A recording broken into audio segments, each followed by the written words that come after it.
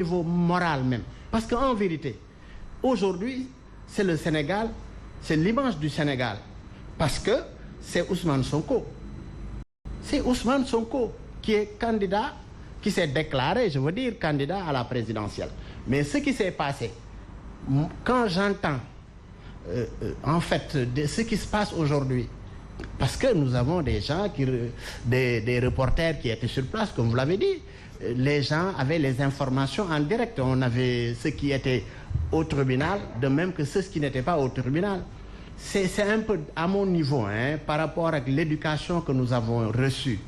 Moralement, ça me gêne, moi, vraiment de parler de ce problème-là, Ousmane Sonko, qui aujourd'hui, quand on entend les dires de la fille qui l'a accusé, quand même, ce qu'on doit savoir, c'est pas aujourd'hui que, oui, les gens, ils prennent des avions pour inviter des filles à l'étranger pour les rejoindre là-bas.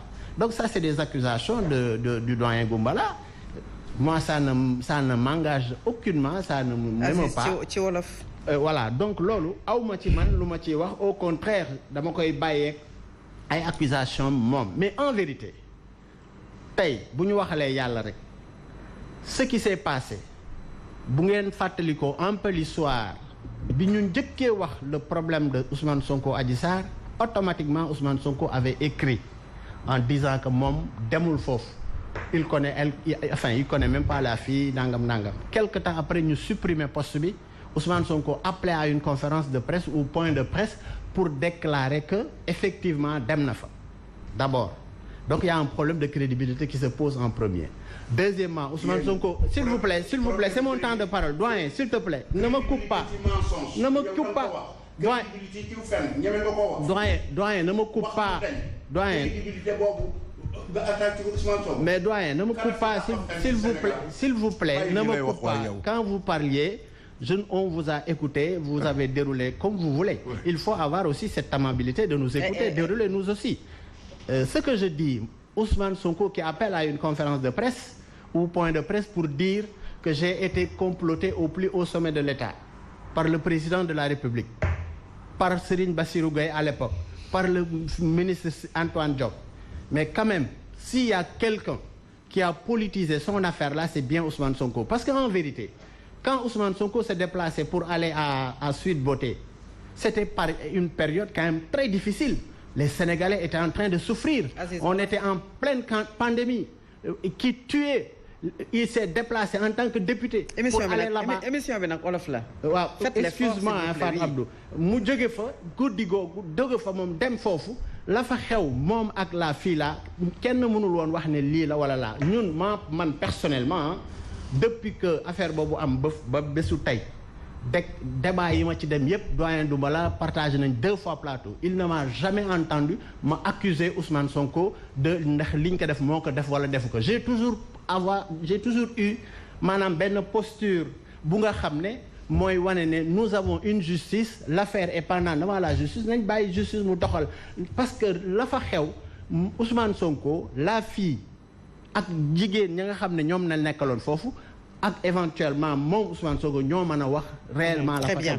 Après enquête yi nga xam ne je termine par là, nga xam ne là ñi nga xam ne ñoo yore woon affaire yi def nañ ko ba mu génn tey am nañ yeneeni éléments yu bees yu ñu génne yu ñu gis tey yoo xam ne nii ça n'honore pas Ousmane Sonko.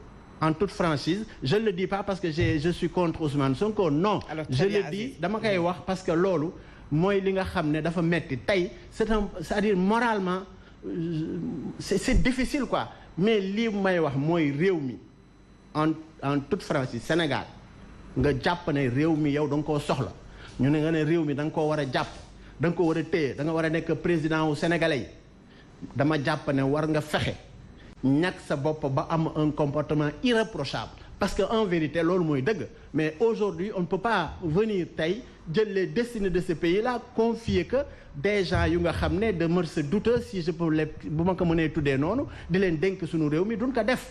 La vérité c'est ça. Donc que Ousmane Sonko bañ a nekk candidat loolu justice mooy déterminer affaire yi buñ ko juger par contumace jugé woon nañ ko dans un premier procès bu nga xam ne condamné nañ ko et je crois que depuis ce procès là mun nañu wax ne il avait même des difficultés par rapport ak ça maanaam en tout cas pour am possibilité maanaam am kiiwu légitime élection mag yooyu yëpp mu tudd ko donc déjà il a compromis ses chances en tout cas d'aller à une élection présidentielle. Alors, maintenant aujourd'hui Fatou Abdou je termine par là.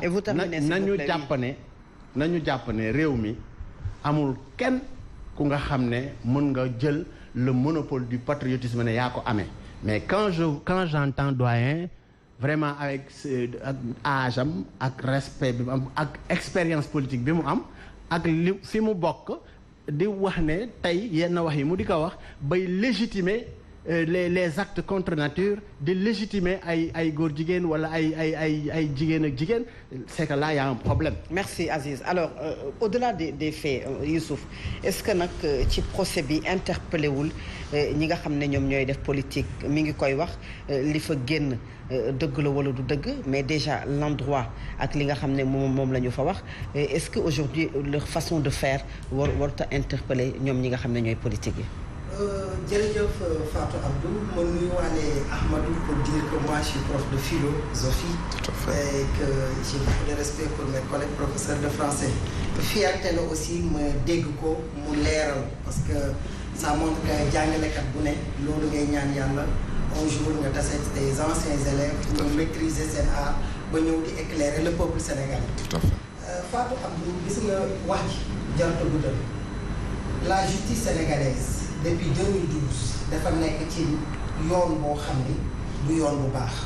C'est une justice instrumentalisée depuis 2012 procès bu fi am c'est une commande politique on te fait un procès politique et on sort un verdict politique au nom de Rassure au nom de Taxawu Sénégal nous apportons un soutien total sans aucune condition et d'une manière désintéressée à Ousmane Sonko à tous ses proches ci épreuve bi nga xam ni moom lay dund te kenn tegu ko nag lu dul président Macky Sall ak régime bi nga xam ni moom la incarné ñu am benn allergie boo xam ni c'est inacceptable vis-à-vis de toute personne boo xam ne da nga am ambition pour diriger réew mi Macky Sall doonul Sénégal daf ko gagné d'une manière démocratique 2012 ba tey tous les actes qu'il pose sur le plan politique c'est des actes qui visent à déconstruire les valeurs politiques démocratiques yi nga xam ni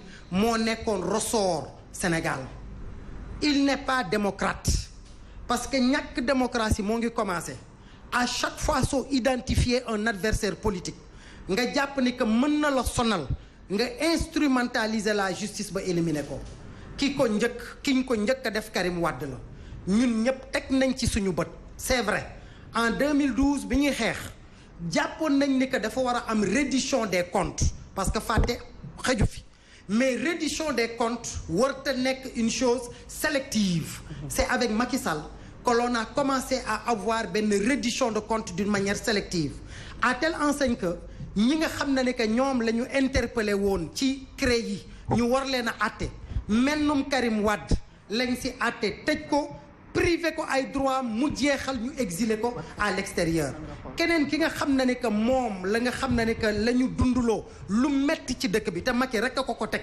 sur le plan judiciaire en instrumentalisant la justice et en violant systématiquement tous ses droits c'est Khalifa Ababacar Sall ñëw naa fi ñëwaat fi ñëwati fi et à l'époque le cri de cœur bi nga xam ne moom lañ doon lancé c'était que après Khalifa Sall a acquis son tour